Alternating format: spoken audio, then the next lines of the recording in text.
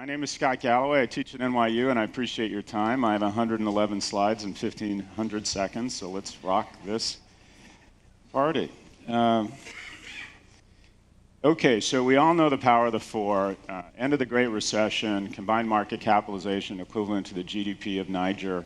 As of yesterday, or as of this morning, with the results from Apple, we're looking at four companies whose combined market capitalization is now approaching Germany's, meaning that there will only be three nations, Japan, the US, and China, that have a larger GDP than the combined market cap of these companies. And I would posit that these firms actually are the most powerful entities combined in the history of mankind, maybe with the exception of the US and China. So I wrote a book on this. I wrote a book on clickers that work. Oh, I'm halfway done. How am I doing so far? Okay, so these four companies were the most valuable companies in 2006, and as you can tell, or as you know now, all five companies, the most valuable companies now, are all big tech. So incredible power. The basis of my book is how to connect evolutionary anthropology to these firms' success, and then how you suss out the pillars of their success to identify future successful firms, try to identify alpha to help juice your portfolio, and what are the fundamentals of these companies that you can try and inculcate into startups. There was a chapter I didn't write, or I've written for the revised version, and it kind of goes along the following lines. This book started as a love letter to these firms. I work with them, they're great partners. I've done really well economically owning their stocks, love their products, think they've been great on a whole for the US. I think we're net gainers, but after spending 24 months really marinating in these companies and trying to understand them, I became increasingly certain, and now I'm as about as certain as you can be without being wrong, because anyone who's 100% certain, that usually means they're wrong. But I'm fairly certain that these firms should be broken up, and I'm going to go through why I believe they should be broken up. There's some reasons that are somewhat emotional and I believe undermine the legitimate calls for them to break up, and I'll go through some of the more emotional ones, and then I'll talk about why I think we actually should break them up. The first sort of emotional argument is because they're evil, right? That these firms somehow take on some sort of personal attributes and that they're bad people. The majority of fake news is powered by social media versus legitimate news, which gets a fraction of its traffic from social. Fake news is powered by social media. We also have weaponization of these platforms. Every time I have commentary on this slide, the dean calls me, or my boss at the company that just acquired me called me. So I'm going to say absolutely nothing here, and I'm definitely not going to say that Zuckerberg has become Putin's bitch. I'm just not going to say it. So initially, the notion that these platforms have been weaponized, Facebook's response was that it was crazy, then it was millions of people, then it ended up being hundreds of millions of people. The most powerful person, according to Forbes, is Putin. Number two is Trump. I think that's ridiculous. The most powerful person in the world right now is hands down the individual who controls a population greater than the southern hemisphere. Can we go back a slide? If you were to add India, and that's Mark Zuckerberg. When Castro took over Cuba, he oversaw an island nation of 11 million people. He was the same age, 33, as Mark Zuckerberg. Mark Zuckerberg now decides the algorithms that control the content and how we feel for, again, a community more vast than Christianity.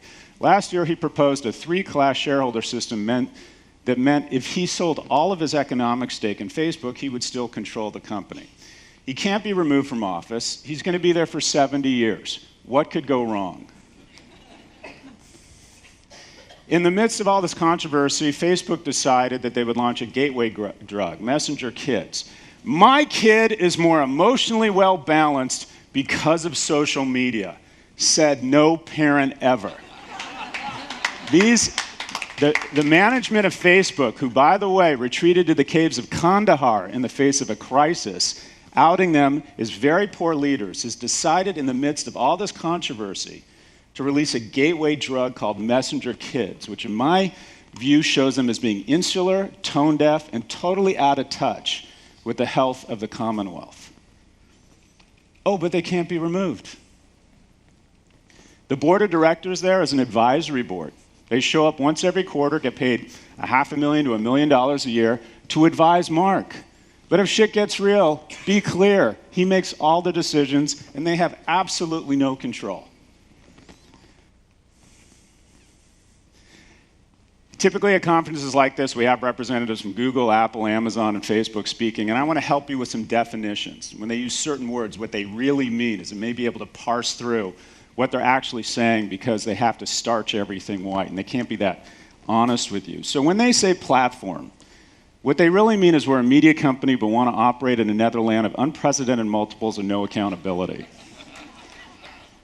When they say it would be impossible for us to screen our content or our advertisers, or we don't want to violate the First Amendment or be arbiters of truth, what they really mean is if we were to do this, it would make us less profitable.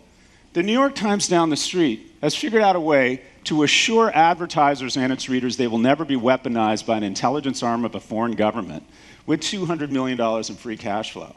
Yet Facebook can't figure it out with $20 billion in free cash flow? There's an unfortunate incident at a Starbucks, and they closed the thing down for a day. Facebook won't even refuse to close down or stop political advertising. What has Facebook done in the face of the subterfuge of our democracy? Pretty much nothing. And we seem to be cool with that. Innovation at conferences like this, or the term innovation, typically means elegant theft. Theft of your data, theft of your time. 2 million driver partners who we figured out a construct such they don't participate in the $80 billion valuation greater than Airbus. We call them driver partners so we can pay them $12.25 an hour. General Motor factory workers made $25 an hour in the 70s. Now Uber drivers on average make $12.25 despite the fact they have to pay for maintenance, which probably takes them below minimum wage laws. But just call them driver partners. We want to give voice to the unheard. No, we're not going to take down content, or we don't have the screening mechanisms to prohibit or to prevent ethnic cleansing. Because we need to be careful because we want to give voice to the unheard. We're hearing that a lot. That means we know we're wrong and have no intention of doing anything about it. And they might as well get T-shirts at this point printed up that say, we need to do better. We need to do better. Which again means we know we're wrong and have no intention of doing anything about it. 50 million people, Cambridge Analytica. No, it's 87 million. The only thing we know for certain around the weaponization of these platforms is what we're going to find out is it's going to get worse and worse. So whose fault is this? Are they evil? Are they bad people? I would argue that the man in the mirror is the person who's culpable here. That these firms are doing exactly what they're supposed to do. They're for-profit entities. They're supposed to create economic value for their stakeholders. We're supposed to elect people to hold them accountable and to the same scrutiny as other firms, and we're not doing that.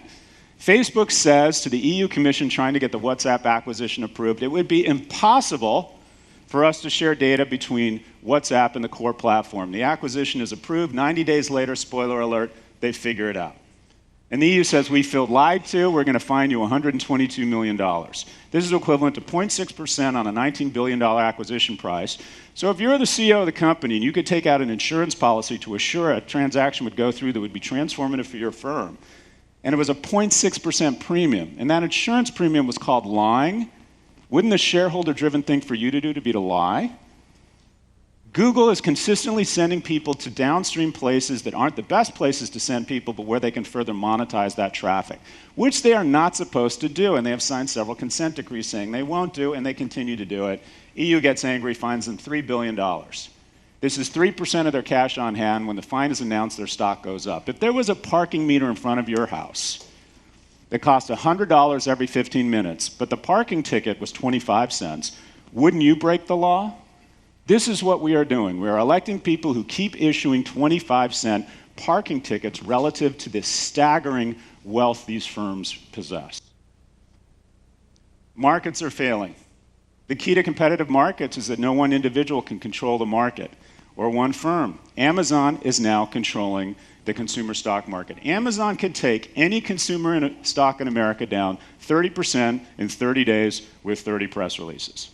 They announced they're acquiring Whole Foods, and Kroger, the largest pure-play grocer in the world, declines by a third because Amazon announced it's acquiring a grocer 1/11th its size.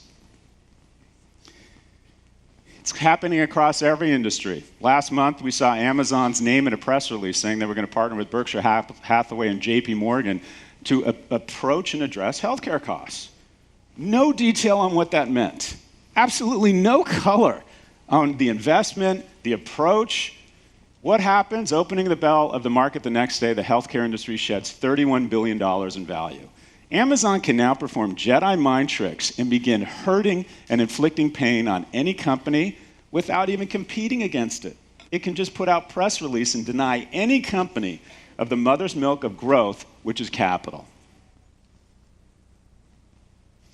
Amazon is now about to become, with the acquisition of Ring and with Whole Foods, the only firm in the world, the only organization in the world that can get into your home without permission. The police need a search warrant to get into your house. Pretty soon, Amazon is going to come in with blanket permission from you, to be clear, but they will be in your house. Does FedEx come into your house? Does UPS? If the police show up, do you just let them in? Amazon is about to become the only firm organization in the world that will be regularly into the house of the wealthiest households in the world when people aren't there. That's a pretty big advantage. So let's talk about Prime, the ultimate gangster move. Take a transactional business and turn it into a recurring revenue business, which is probably the most value-creating business decision since Apple decided to open 500 temples to the brand called stores. So 44% of US households own a gun, 49% have a landline phone, 51% attend church monthly. I think these are the same people.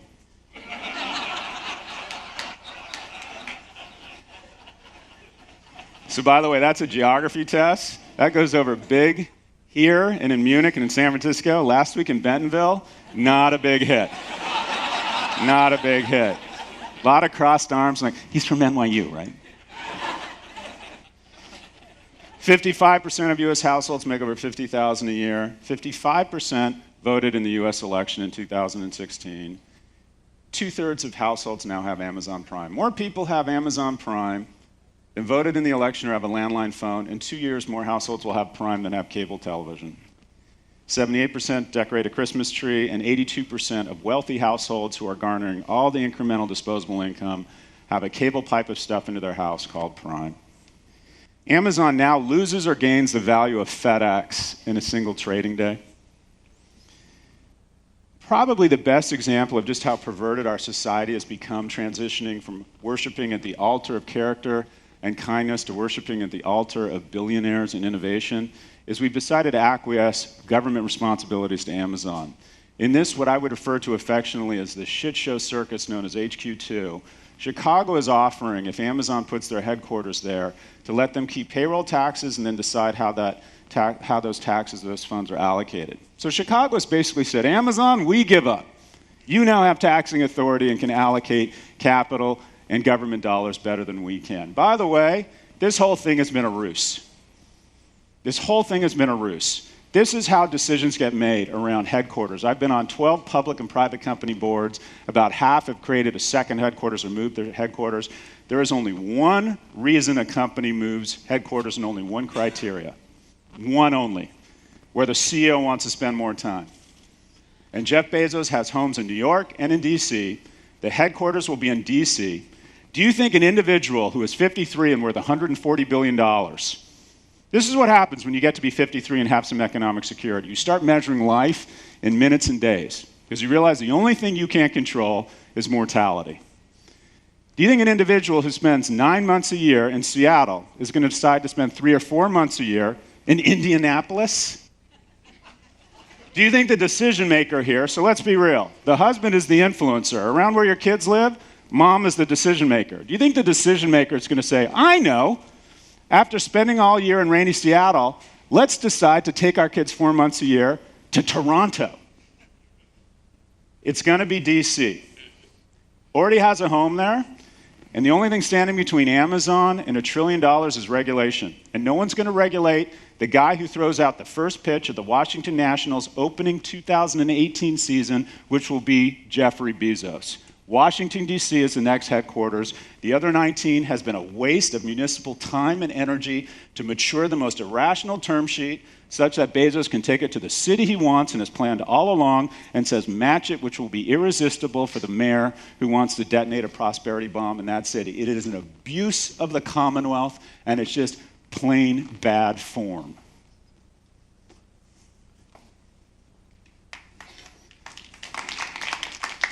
Thank you. Amazon says when people like me call for their breakup, well, wait, we're 4% of retail. Come on, we're just 4%. That's a number, 4%. Here are some other numbers. They're 25% of all US retail growth. They're 33% of all cloud revenue, the fastest, most profitable growing sector in tech. They're 44% of all US e-commerce sales, the most valuable channel in the world right now. 55% of Black Friday sales, 2/3 of households with Prime, 70% share of voice. In 24 months, 30% of all computing will be done via voice. A retail company will control 20% of all computing vis-a-vis voice, and it's Amazon, and 82% of wealthy households. Google has a 92% share of a sector that by dollar volume is greater than the entire ad market of any country with the exception of the US, and will surpass the US in 2 years. If every corporate message was controlled by one company in the US, or 9 in 10 of those messages were controlled by one company, would we be cool with that? The duopoly, Facebook and Google, gets a lot of attention. Facebook now has 5 of the top 6 apps and 6 of the top 10. 80% of your time on this thing is in-app. This is no longer a phone, it's a delivery vehicle for Facebook. We were all hoping Snap would be the Facebook of video. It turns out that the Facebook of video is Facebook. Snap is the walking dead and will be out of business or acquired in the next 24 minutes as 4 of the 5 largest apps have all squared their sights on number 5, Snap, and are methodically putting it out of business and euthanizing it. This is, I thought, the scariest moment in 2017 when the head of the Senate Intelligence Committee, after the hearings with Facebook, Twitter, and Google, this is how the head of the Senate Intelligence Committee, Senator Richard Burr, closed the hearings. Don't let nation states disrupt our future. And you're the front line of defense for it. Please take that back to your companies. This hearing is adjourned. The head of the Senate Intelligence Committee telling Facebook, Google, and Twitter, you're our front lines of defense here in the US. Well, I think I speak for a lot of people when I summarize the response to that by saying, fuck that. This is my front line of defense. I teach Army, Navy, Air Force, and Marine young men and women. I trust them a hell of a lot more to protect our borders than the Zuck.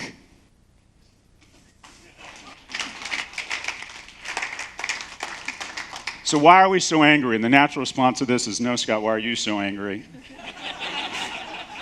We've come to expect great things from technology, and maybe it's unfair, our expectations, but technology has led us to believe it plays a key role in the betterment of humanity. 1942, we're in a foot race with Hitler to get to the splitting the atom, and we set off on this foot race with 100,000 people of our best and brightest in the Southwest, and we literally saved the world.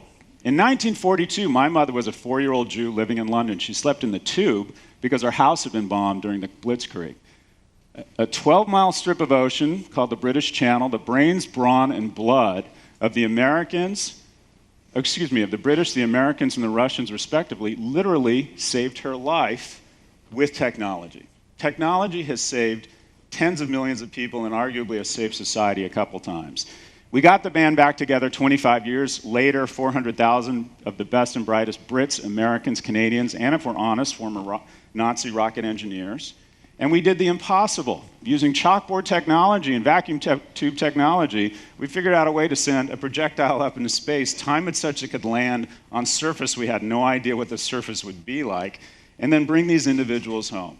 And the lunar landing, given the fact that about 1/3 of US households didn't even have indoor plumbing at the time, is probably still the most impressive thing we've ever accomplished as a species. Now we have 700,000 of the best and brightest, and they are the best and brightest. Amazon is the largest recruiter from my class at Stern. They'll hire about 15 kids from the class that wound up last night of about 170 kids that I teach on Tuesday nights, and they're the best and brightest. They're playing with lasers compared to the slingshots and the squirt guns that the NASA and Manhattan projects had. And what have these individuals been brought together to accomplish? Is it to connect the world? Is it to solve world hunger, create greater comity of man? After studying these companies pretty intently for the last 24 months, I figured out their mission. The greatest amalgam and concentration of creative, human, and financial capital in the history of mankind has been brought together with one singular mission, and that's to sell another Nissan. And I think it's really disappointing. I think we're at the end of the day, we're really let down. The technology has gone from 1% the better, or 1% shareholder value and 99% the betterment of humanity, and it's been totally flipped. Totally flipped. It's now 1% the betterment of humanity and 99% the pursuit of shareholder value. Are we angry because they avoid taxes? This is Tim Cook. We not only comply with the laws, but we comply with the spirit of the laws. No, not really. The spirit of U.S. tax law is that you issue your IP to an island off the coast of Britain and then suppress taxes in high tax domain and inflate revenues in low tax domain, thereby transferring tax obligations to a much lower tax. By the way, this is the headquarters that holds $250 billion in cash of the GDP of Denmark. Nice, right? They pay an effective tax rate on this revenue of approximately 4%. What's your tax rate? Walmart's paid $64 billion in corporate income tax since the Great Recession. Amazon's paid $1.4 billion. This despite the fact in just one quarter last year, Amazon added the entire value of Walmart to its market cap in 3 months. They destroy jobs. Facebook and Google will need 26,000 people to service the $28 billion in incremental revenue they'll get this year. And media is a zero-sum game, meaning that revenue is coming out of somewhere else. It's mostly coming out of traditional media, who needed 233,000 people because they're less efficient to service that revenue, which means that every January 1st, you could fill 4 Yankee stadiums of creative planners, agency traffic coordinators, copywriters, and give them their pink slip, courtesy of Facebook and Google. If you have friends in the creative community, they're soon going to decide to spend more time with their families. All of these, I believe, however, are emotional arguments, and you can go through each of these and link them to progress and innovation and the sausage making that is capitalism. The reason I believe we should break them up, however, is because we're capitalists. And the key to capitalism are several things, but most importantly, it's competitive markets. And I don't think the markets are any longer competitive. Google no longer sends you to the best place, it sends you to the place it can further monetize. When Amazon stock goes up, all of retail goes down. And again, they can basically take any stock down. We have, sorry, I'm going fast because I'm almost out of time. We have a concentration of power that rivals when we broke up other industries. This isn't punishment. This is a natural part of the economic cycle. When a firm becomes too powerful that it performs infanticide on small companies and euthanasia on big companies prematurely, who are typically great employers, the government, Republicans actually, used to move in and break up Ma Bell and break up the railroads. And by the way, each time they did that, it unleashed a torrent of innovation. Because when they broke up Ma Bell, it ended up there was a lot of innovation stuck inside Bell Labs, and we went on to find out that fiber optics and cell were responsible for tremendous growth. We're at that stage now. The marketplace needs to be oxygenated. We're at a level of concentration that is creating market failure.